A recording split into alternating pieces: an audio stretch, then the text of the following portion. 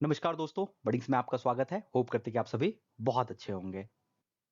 आज की वीडियो में मैं आपको बताने वाला हूँ कि जब खास करके जब बिहार इंजीनियरिंग से बच्चे बाहर निकलते हैं, खास करके मैं बिहार इंजीनियरिंग को रेफरेंस में लूँगा because I have understanding their, okay?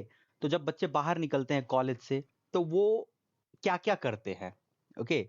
उसको जानने से पहले आपको ये समझना पड़ेगा कि जब कॉलेज में स्टूडेंट होते हैं तो कुछ कैटेगरी होता है स्टूडेंट का। ओके, मैं आपको बताता हूँ। तो इसलिए बता रहा हूँ क्योंकि क्या होता है कभी-कभी जब हमें ये पता होता है कि हमारे सीनियर्स का क्या पाथ था, क्या उसने किया, तो हमें एक गाइडिंग स्टार जिसको हम लोग कहते हैं, नॉर्थ स्टार उसको कहते हैं, कि अगर हमको ये पता चल जाए कि ये पाथ ये लोग फॉलो किए हैं, तो हम क्या करेंगे ना, कोशिश कर सकते हैं या तो हम ये पाथ चुनेंगे या फिर हमको अगर पता चलेगा कि नहीं ऐसा भी कोई पाथ है तो फिर हम ये पाथ चुनेंगे, समथिंग लाइक दैट वन। इससे क्या होगा कि आपके पास ऑप्शंस होगा। जैसे आप किसी रेस्टोरेंट में जाते हैं और खाना खाने से पहले अगर वो आपको एक वो दे देता है, खाना का जो मेन्यू होता है, तो हमें पता चलता है कि हमें क्या क्या करना चाहिए। हो सकता है उस मेन्यू में हमें पता चले, अच्छा इस और मेन्यू डिटेल्स होना चाहिए। अगर मान लेते हैं कि कोई पिज्जा है, उस पिज्जा में क्या क्या इंग्रेडिएंट है वो भी साइड में लिख दिया गया है, तो हमको अंडरस्टैंडिंग होगा कि अच्छा फार्म हाउस का पिज्जा में क्या-क्या रहता है, इस वाले में क्या-क्या रहता है। तो उससे क्या होगा ना, हम कनेक्ट कर पाएँगे कि हमको क्या खाना चाहिए। नाउ लेट्स बैक कि सबसे पहले जो इस कैटेगरी के स्टूडेंट होते हैं, और मैं जो कह रहा हूँ ये मेरे अपने अनुभव और अपने अंडरस्टैंडिंग पे बेस्ड है। ओके? जो होता है जिसमें गेट एग्जाम को मैक्सिमम स्टूडेंट्स प्रेफर करते हैं। ओके? ये बहुत इंपॉर्टेंट एग्जाम है भी। ऑनेस्टली कह रहा हूँ ये बहुत इंपॉर्टेंट एग्जाम है, खास करके उन बच्चों के लिए जो गवर्नमेंट कॉलेज में पढ़ रहा है और उसको और अच्छा करना है लाइफ में, क्योंकि ये एग्जाम आपको एक अच्छा जंप दे देगा। अगर आप इंजीनियरिंग में रहना चाहते हैं तो ये एग्जाम आपको एक जंप देगा। जैसे अगर आप कोर कोर ब्रांच से हो, सिविल इलेक्ट्रिकल मैकेनिकल या किसी भी ब्रांच से हो, अगर आप प्राइवेट में जाना चाहते हो तो बीटेक के बाद गवर्नमेंट कॉलेज से बहुत ज्यादा स्कोप नहीं है, एवरीबडी नोज दैट। जाते हैं, लेकिन आपको हाथ पैर मार के घुसना पड़ेगा, फिर वहां पे मेहनत करने पर, एक सीधा रास्ता नहीं है।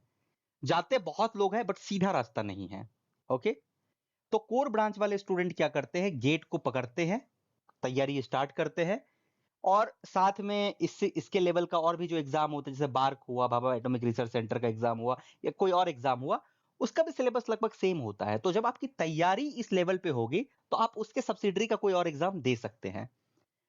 अगर नहीं भी हुआ, पीएसयू मान लेते हैं नहीं हुआ, क्योंकि पीएसयू में थोड़े से टफ है, सीट कम आती है, टफ थोड़ा सा टफ है, बट आपको एमटेक मिल जाएगा। एमटेक मिल जाएगा 12,300 या 600 हो गया है। आपको एटलीस्ट एक स्टाइपेंड मिलेगा ताकि आप और 2 साल पढ़ाई कर सकते हो। ये आपको एक एक्स्ट्रा मौका देगा ताकि घूम फिर के आप, अगर आपका टारगेट पीएसयू में जाना है या आपका टारगेट कोई अच्छा जॉब लेना है, तो आपको ये एमटेक भी वो प्रोवाइड कर देगा। तो ये करते हैं, बहुत सारे बच्चे ये करते हैं। ओके? इसमें जाने के बाद वो अलग-अलग अप्रोच करते हैं, बहुत सारे अलग-अलग ऑप्शंस को एक्सप्लोर करते हैं। तो ये ऑप्शन सही ऑप्शन है। ओके? आप बोलोगे कि ये टफ भी है, तो बहुत टफ नहीं है। गेट क्वालीफाई करना तो सबको पता है, 28 नंबर से 30 नंबर के बीच में आप गेट क्वालीफाई कर जाते हैं। अगर आपने सिर्फ गेट क्वालीफाई कर लिया तो आप 12,300 के हकदार बन जाते हैं। दैट इज माय अंडरस्टैंडिंग, आप इसको करेक्ट कर लेना। अब आपने मान लेते हैं कि आपने 40 प्लस नंबर ले आया, तो आपको एटलीस्ट एनआईटीज या न्यू आईआईटीज आपको मिल ही जाएगा। ओके? तो टफ नहीं है, एंट्री लेना टफ ज्यादा नहीं है। ओके? तो ये एक अप्रोच होता है जो बहुत बच्चे करते हैं, and this is really very standard approach, जो कि हमको लगता है कि कोई गलत नहीं है। आप अपना इसको गाइडिंग स्टार समझ सकते हो कि हाँ भाई ऐसे करके भी जाया जा सकता है। ओके? बहुत सारे ऑप्शंस इसके बाद खुलते हैं। ओके, ये पहला हो गया। दूसरा जो है, सेकंड जो है वो होते हैं, बहुत बच्चे सोचते हैं कि चलो ये नहीं हो पाया या फिर आईआईटी नहीं गए, एट द एंड आईआईटी वाले भी बहुत सारे बच्चे यूपीएससी करते हैं, तो बहुत बच्चा प्लान करके ही यूपीएससी कॉलेज में एंट्री लेता है। ओके? आइडियली वो बीटेक क्यों कर रहा है मुझे अभी ज्यादा पता नहीं है, बट ठीक है, अब बीटेक में एंट्री ले लिया तो ले लिया, क्योंकि उसके सिलेबस जो पढ़ाई किया है कॉलेज का, सिर्फ कहने के लिए। ये देखो, इंटरव्यू में बहुत अच्छा लगता है सुनने में कि जब इंटरव्यू में लोग कहते हैं कि जो आपने जो इंजीनियरिंग में किया है उसको हम एडमिनिस्ट्रेशन में यूज करेंगे। ये सुनने में जितना अच्छा लगता है वो रियल टाइम में है नहीं। ठीक ना?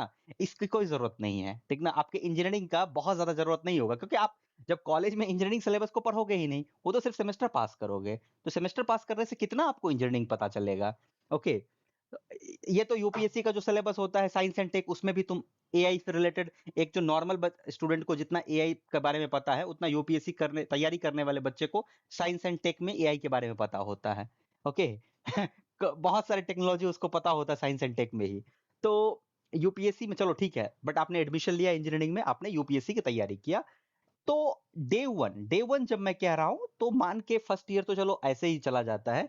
सेकेंड ईयर से आपको एकदम से इसमें एंट्री कर लेना चाहिए, जो आपका वो है प्रोसेस है। एनसीईआरटी से स्टार्ट करोगे, न्यूज़पेपर पढ़ना स्टार्ट करोगे, सो ऑन सो, और आप अपना इसका एक तैयारी स्टार्ट करोगे। जरूरी नहीं है कि आपको तुरंत क्रैक करना है, आप अपना कॉलेज में सब याद रखना। बहुत सारे मेरे दोस्त कॉलेज का 4 साल कंटिन्यूअसली मेहनत किया है, 4 साल कंटिन्यूअसली, दिन रात एक करके वो यूपीएससी। जितना लोग राजेंद्र नगर, पटना, मुखर्जी नगर जैसे जगहों पे जाके, इलाहाबाद में जाके पढ़ाई करता है, वो कॉलेज में रह के उतना पढ़ाई किया है 4 साल। ऐसे भी बहुत सारे बच्चे होते हैं, ये करते हैं। और ये करते करते वो कॉलेज से निकलते हैं, क्योंकि कॉलेज से पास होते होते निकलना इतना मैं नहीं कह सकता हूं कि इवन आईआईटीज में भी बच्चे अपेयरिंग पे नहीं निकाल लेते हैं। अब कॉलेज से पास हो गया, अब इसके पास दो ऑप्शन है। ये क्या करता है, कहीं पे रूम रे लेके या अपने घर पे जाके इसी तैयारी को कंटिन्यू करता है। 2 साल और कंटिन्यू किया। ओके। अब चूंकि हम लोग फैमिली, इसी टाइप की फैमिली से सारे बच्चे आते हैं, तो 2 साल कंटिन्यू करने के बाद ये कोशिश करता है कि हम इस एग्जाम से रिलेटेड जो अदर एग्जाम है, जैसे आपको मैं कह दिया बीपीएससी हुआ, फिर मैंने आपको कह दिया सीएपीएफ हुआ। ओके। फिर इसको मैंने इसके बाद कह दिया मैंने बिहार एसआई हुआ, सब इंस्पेक्टर का जो होता है, सब में जीएस रहता है, मैक्सिमम में जीएस सब्जेक्ट रहता है। तो ये क्या करता है, इन सब एग्जाम की तरफ एंट्री करने का कोशिश करता है, और ठीक ठाक अगर इसकी तैयारी उसने किया हुआ रहता है तो आपका एग्जाम निकल जाता है, और विद इन 2 ढाई 3 साल में वो कहीं ना कहीं एक जॉब में चला जाता है। Okay. That is the second one. Third third जो होता है, थर्ड कैटेगरी होता है कि कुछ बच्चों को लगता है इंजीनियरिंग कर लेंगे, लेकिन वो इंजीनियरिंग में एडमिशन लेते हैं और उसे पता चलता है कि इंजीनियरिंग में मजा नहीं आ रहा है, इंजीनियरिंग में मजा नहीं आ रहा है। ओके। नाउ अब इसके पास ऑप्शन होता है कि इसके अलावा क्या करना चाहिए। तो इंजीनियरिंग में मजा नहीं आ रहा है तो ऑप्शन बहुत सारा है। ओके। बहुत सारा ऑप्शन में एक तो हो गया नौकरी की तैयारी कर लेना, लेकिन वो तो बता ही दिया तो पहले, और दूसरे में जो इंजीनियरिंग किया लेकिन मजा नहीं आ रहा है, तो बहुत सारा ऑप्शन है। जैसे एमबीए करने का ऑप्शन है कि कॉलेज के बाद चलो आईआईटी में नहीं जाना है, अब आईआईएम में जाना है, कैट की तैयारी स्टार्ट कर देते हैं। अब जब कैट की तैयारी स्टार्ट करोगे, कॉलेज के बाद तक भी अगर कुछ नहीं हुआ, वैसे हो जाता है कहीं ना कहीं, कुछ रैंक आके एमबीए में एडमिशन ले लेते हैं, बट अगर नहीं ले पाया तो एक दो बार और ट्राई करने के बाद, चूंकि सिलेबस लगभग लगभग बैंकिंग से मैच करता है। ओके। तो आपके पास ऑप्शन होगा, आपके पास आईबीपीएस जैसे एग्जाम्स की तरफ मूव करने का। ओके। यूपीएससी की तैयारी करके अगर आप एसएससी में वापस आओगे तो जीरो से स्टार्ट करना पड़ेगा, ये बात समझ लें। इसलिए यूपीएससी जो एक्चुअल तैयारी करते हैं वो एसएससी की फिर बाद में तैयारी नहीं करते हैं, वो सीएपीएफ हो गया या बिहार एसआई हो गया या बीपीएससी हो गया, जो जीएस रिलेटेड एग्जाम होता है उसकी तैयारी करते हैं। उसी तरीके से जब आप एमबीए की तैयारी की है तो आपको मैथ, रीजनिंग, एप्टीट्यूड, क्वांट ये पढ़ना पड़ा, तो ये रिलेटेड होता है बैंकिंग प्रिपरेशन के। आरबीआई का आया, बहुत सारे एग्जाम होते हैं एंड वो इस तरीके से अपने आप को मूव कर लेते हैं। ये भी सही है, यहां तक भी ठीक है। ओके। लेकिन इसमें आपको ये चीज ध्यान रखना है कि आपको इंजीनियरिंग में मजा आ रहा है या नहीं आ रहा है, ये आपको थर्ड सेमेस्टर में क्लियर कर लेना है। क्यों? क्योंकि थर्ड सेमेस्टर में एटलीस्ट 2 ब्रांच पेपर आ जाता है। ओके। तो 2 ब्रांच पेपर आ गया और आपने उस 2 ब्रांच पेपर में आपको मजा नहीं आया, इसका मतलब आपको इंजीनियरिंग में मजा नहीं आ रहा है, तो यहीं पे आपको डिसीजन लेना है। ओके। यहीं पर डिसीजन ले लो, ज्यादा दूर जाओगे दिक्कत होगा, कंपटीशन बहुत ज्यादा मार्केट में है। ओके। चौथा, सबसे खास, सबसे इंपॉर्टेंट, डे 1 से पता होता है कि उसको सॉफ्टवेयर में जाना है। ओके। सॉफ्टवेयर में जाना है, वो स्टार्ट कर देता है अपना coding, CSC and so on so etcetera. वो स्टार्ट कर देता है Android development, web development, full stack, front end, back and, database, whatever वो स्टार्ट कर देता है। ठीक है। कुछ कहना ही नहीं है, कॉलेज से निकलेगा। इसके लिए भी मैं रोड मैप ले आऊंगा बाद में कि क्या होता है इस बच्चे का, क्या करते हैं ये, ओके। डायरेक्टली तो ऐसा तो नहीं है, प्लेसमेंट तो नहीं होता है, लेकिन फिर भी कह रहा हूं कि जो 4 साल ये काम कर लिया, वो प्लेसमेंट की उसको जरूरत ही नहीं होगी। इसलिए मैं बार-बार कहता हूं कि placement is a myth. Don't think too much about placement. Okay, जो 4 साल ये काम कर लिया, उसको प्लेसमेंट की जरूरत ही नहीं है। ऑनेस्टली कह रहा हूं।